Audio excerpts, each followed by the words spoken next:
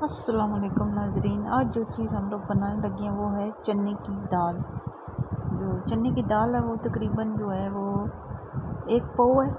ये भिगो के रखी है मैंने, और यहाँ पे ये मैंने प्याज काट के छोटे छोटे तो ऑयल में इनको डाला है, इनको ब्राउन करने के लिए।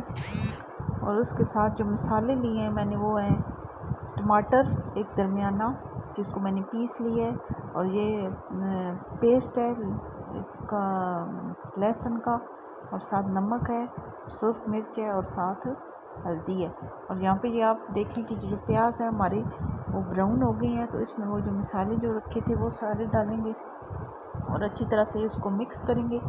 इसमें ये है कि थोड़ा सा पानी भी डाल दें ताकि जो आपका मसाला है वो अच्छे से वो जो है ना ये सही मिक्स हो जाए, और जो आपकी सुर्ख मिर्च है वो अच्छी तरह से पक जाए, वो कच्ची ना रह जाए। यहाँ पे मसाला जो है वो हमारा तैयार हो गया। देखें, और इसमें आप ये जो दाल है चने की वो डाली है मैंने, और उसको भी अच्छी तरह से मसाले में जो है वो सही भून लें। सही अच्छी तरह से उसको 2-3 मिनट के लिए भूनें, अच्छी तरह से उसको मसाले में मिक्स कर लें। और मिक्स करने के बाद उसमें जो है जितना पानी डालना है जिस हिसाब से इतना पानी डाल लें।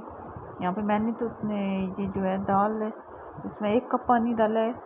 और यहाँ पे ये देखिए कुकर को मैंने बंद कर दिया, बंद करके ऊपर सीटी लगाई है, और सीटी लगाने के बाद जो टाइम है वो मैंने 8-9 मिनट का रखा है। और ये जो हमारी दाल है वो पक के जो है वो तैयार हो गई है।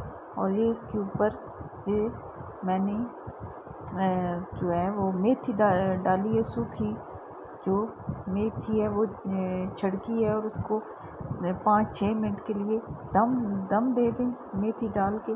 और ये मेथी से उतार के तो ये जो दाल है आपकी तैयार हो गई है।